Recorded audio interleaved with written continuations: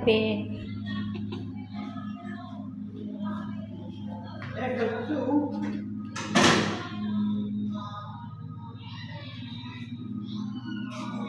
Ito naman, kwarto namin sa baba.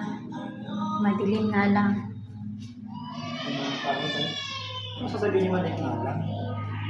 Bakit? Ba't madilim? Ito ang hapunan. Panghapunan daw yan. Madilim nga lang. Sipag-sipag niyan. Naglilinis ng ulam namin mamayang gabi.